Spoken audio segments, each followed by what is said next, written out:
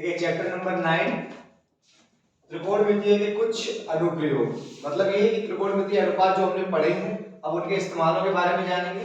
ठीक है, किसी भी वस्तु को अगर हम देखते हैं तो किस एंगल से देखते हैं, इसके जरिए हम उसकी ऊंचाई या जिस दूरी पे वो स्थित है वो ज्ञात कर सकते हैं। ठीक है, तो उसके लिए सबसे पहले जब हम किसी भी वस्तु के शिखर को देखते हैं, अगर नीचे से ऊपर की ओर देख रहे हैं तो उस कंडीशन में जो हमारा कोण बनेगा उसको हम उन्नयन कोण कहेंगे। कौन सा कोण? उन्नयन कोण। और जब ऊपर से नीचे की ओर देखेंगे उस कंडीशन में जो कोण बनता है उसको हम लोग कहते हैं अवनमन कोण। कौन सा कोण? अवनमन कोण। तो इसके आगे एक्सरसाइज स्टार्ट करते हैं अपनी। एक्सरसाइज 9.1 वैल्यू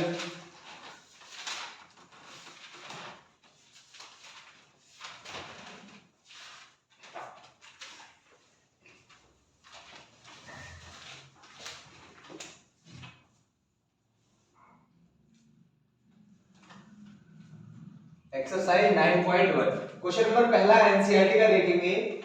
ठीक है, जो कि क्या कहता है कि सर्कस का एक कलाकार एक 20 मीटर लंबी डोर पर चढ़ रहा है। ठीक है, जो अच्छी तरह से तनी हुई है, भूमि पर सीधे लगे खंभे के शिखर से बना हुआ है। यदि भूमि स्तर के साथ डोर द्वारा बनाया गया कोण 30 डिग्री हो तो खंभे की ऊंचाई ज्ञात कीजिए। कहने का मतलब ये है कि हम लोगों ने सर्कस वगैरह में देखा होगा, रस्सी पे कलाकार चलते हैं। ठीक है, तो यही कह रहा है कि एक डोर है जो कि जमीन से बंधी हुई है, तो जमीन से बंधी हुई है और उसकी लंबाई कितनी बता रहा है वो 20 मीटर। कितनी बता रहा है? 20 मीटर। ठीक है, और कोण कितना बना रही है जमीन के साथ हमारी?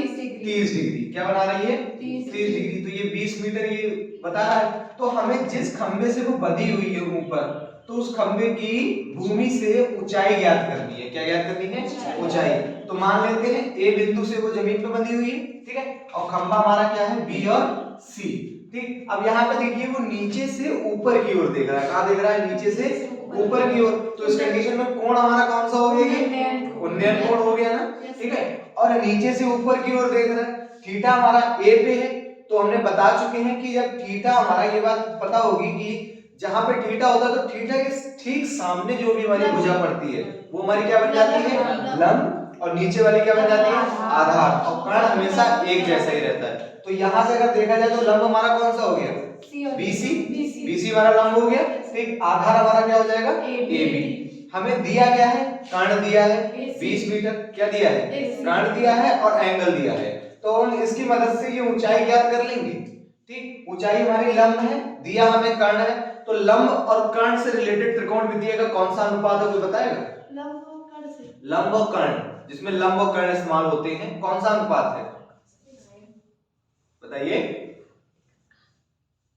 Sine theta. कौन सा है? साइन थीटा बराबर क्या होता है?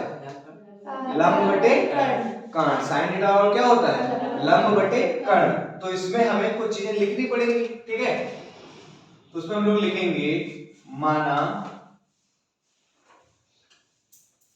बिंदु ए पर डोर भूमि से बंधी हुई है।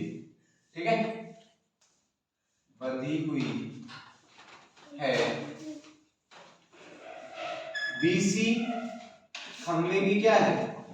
ऊंचाई। बीसी खंबे की ऊंचाई है। ठीक है, बीसी हमारी क्या है? खंबे की ऊंचाई। ठीक, ट्रायंगल ए बी सी में एंगल ए को साइन लेने पर, ठीक है, साइन थीटा लेने पर, साइन ए, ठीक है, साइन लेने पर, तो यहां से क्या हो जाएगा? साइन एंगल हमारा कितना है? 30 डिग्री। साइन 30 डिग्री, तो क्या हो जाएगा यहां से? ये वाला एंगल यहां पे बन रहा है, सामने होता क्या है? लंब बटे कर्ण। तो लंब हमारा क्या है? बीसी। और कर्ण क्या है हमारा? 20 सेंटीमीटर। 20 सेंटीमीटर है, 20 मीटर।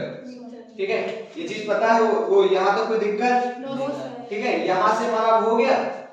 अब इसके आगे हम लोग, अब हमें क्या करना है? वैल्यू पुट करनी है। ठीक, साइन 30 की वैल्यू होती कितनी है? 1/2 बराबर बीसी बटे 20। कितनी? 20/20। ठीक है, तो अब यहां से देखिए, ये यहां से कैंची गुणा कर लेगा। ठीक है, ये इसके साथ गुणा करेगा, ये इसके साथ गुणा करेगा, तो 20 गुणा करेगा 1 के साथ तो क्या हो जाएगा 20 और 20 2 BC। तो BC हमें निकालना है, तो BC बराबर क्या आ जाएगा, ये इधर गुणे में है 2 तो 20 के साथ क्या आ जाएगा, बटे में आ जाएगा 20/2 10। तो BC बराबर कितनी आ गई 10 मीटर। तो इसका मतलब क्या है, खंबे की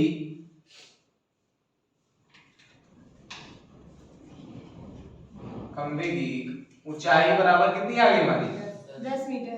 कितनी आ गई 10 मीटर। समझ में आई बात? ठीक, तो मतलब कितने ऊंचे खंबे से वो बंधी हुई है डोर 10 मीटर। 10 मीटर ऊंचे से। ठीक है, समझ में आ गया ना? Yes sir. चलिए नोट कर लीजिए इसे।